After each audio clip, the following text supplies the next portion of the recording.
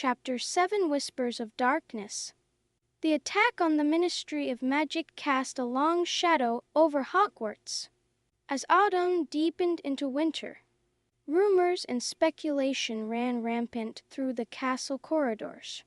Albus found himself at the center of much of the gossip, with many students expecting him to have insider information due to his father's position. "I've told you, I don't know anything more than you do."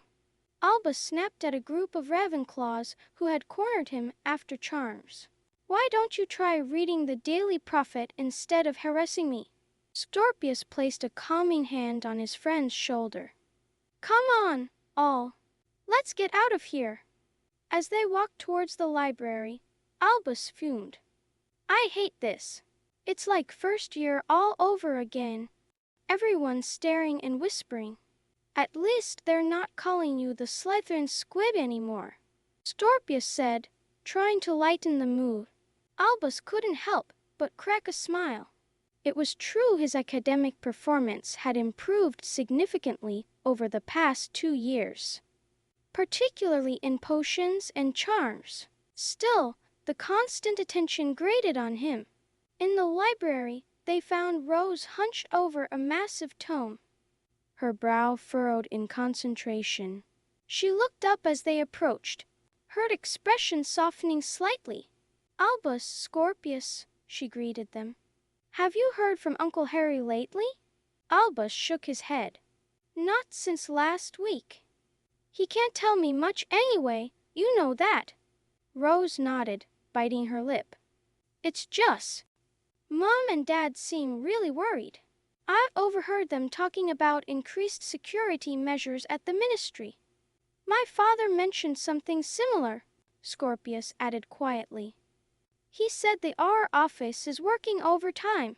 The three of them shared a worried look. Whatever was happening, it was clear that the adults in their lives were taking it very seriously. Their conversation was interrupted by the arrival of James, looking uncharacteristically serious. "Oh, can I talk to you for a minute? Alone?" Albus hesitated, glancing at Scorpius. His friend nodded encouragingly. "Go on, I'll save your seat." Albus followed James to a quiet corner of the library. His brother ran a hand through his hair, a gesture reminiscent of their father. "Look, all, I know we haven't always gotten along, but I'm worried about you." "James, I'm fine." "No, listen," James cut him off. "There's been talk, rumors about the children of Death Eaters. Some people think they might be involved in what's happening." Albus felt a chill run down his spine. "What are you saying?" James looked uncomfortable. "I'm not saying anything exactly. Just be careful, okay? Malfoy, he's your friend, I get that. But his family—" "No," Albus said firmly. "I'm not having this conversation. Scorpius is my best friend. He's not involved in anything dark, and neither is his family. You don't know him like I do. Albus, I'm just trying to look out for you." "Well, don't," Albus snapped. "I can take care of myself." He stormed back to the table, where Scorpius and Rose were waiting, his face flushed with anger. "Everything okay?" Scorpius asked, concern evident in his voice. Albus nodded tersely. "Fine. Let's just focus on this transfiguration essay, shall we?" As they worked, Albus couldn't shake the unease James's words had stirred up. He glanced at Scorpius, bent over his parchment, his brow furrowed in concentration. How could anyone think this gentle, bookish boy could be involved in dark magic? That night, as they sat in the Slytherin common room, Albus finally confided in Scorpius about his conversation with James. Scorpius listened quietly, his face a mask of careful neutrality. When Albus finished, he sighed heavily. "I'm not surprised, to be honest. It's not the first time I've heard whispers like that. But it's ridiculous," Albus exclaimed. You're about as likely to be involved in dark magic as I am to join the Chudley Cannons. Scorpius smiled weakly. Thanks, all. But maybe James has a point. Not about me, he added quickly, seeing Albus's expression darken. But about being careful. Whatever's happening, it's big. And we're right in the middle of it, whether we like it or not. Albus nodded slowly. I suppose you're right. But I'm not going to start suspecting you or anyone else just because of their family name. That's not who I am. And that's why you're my best friend, Scorpius said, his smile genuine this time. The next morning brought news that sent shockwaves through the school. The Daily Prophet's headline blared, Azkabanbreakout, Knowndieateatersatlarge. The great hall was a cacophony of frightened chatter.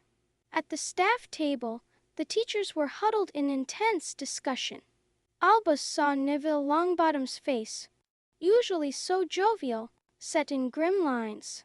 This is bad, Rose said, having come over to the Slytherin table to discuss the news. Really bad. Some of these Death Eaters were key supporters of Voldemort during the last war. Albus nodded, his mind racing. He thought of his father, likely working around the clock to recapture the escapees. He thought of his mother, probably sick with worry. And he thought of Scorpius, who was even now enduring suspicious glares from some of their classmates. We need to do something, Albus said suddenly. Scorpius looked at him, surprised. Like what? We're just students all. I don't know, Albus admitted. But we can't just sit here and do nothing. Our parents fought against Voldemort when they were our age.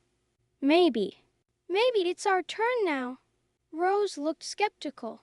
Albus, that's crazy. We're not trained, we're not ready for something like this. And our parents were? Albus countered. They were younger than us when they started fighting back. I'm not saying we should go looking for Death Eaters, but there must be something we can do to help. Before either Rose or Scorpius could respond, Headmistress McGonagall's voice rang out across the hall. May I have your attention, please? The chatter died down as all eyes turned to the staff table. In light of recent events, McGonagall began, her voice steady but grave. New security measures will be implemented at Hogwarts. All Hogsmeade visits are suspended until further notice. Students are not to be out of their common rooms after curfew for any reason. Any suspicious activity is to be reported to a teacher immediately. She paused, her eyes sweeping across the sea of worried faces. I want to assure you all that Hogwarts remains one of the safest places in the wizarding world. However, we must all remain vigilant. Unity and trust in one another will be our greatest strengths in the days to come. As McGonagall finished speaking, the hall erupted in worried murmurs once again. Albus turned to Scorpius and Rose, his face set with determination. See? Even McGonagall knows this is serious. We need to do something. Rose sighed. Albus, what exactly do you think we can do? I don't know yet, Albus admitted. But I know we can't just sit back and wait for the adults to handle everything. We have skills, we have knowledge. There must be a way we can help. Scorpius nodded slowly. Maybe we could start by researching defensive spells? Things that could be useful if the worst happens. That's a good idea, Rose said, warming to the concept.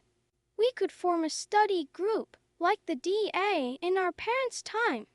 Albus felt a surge of excitement. Exactly.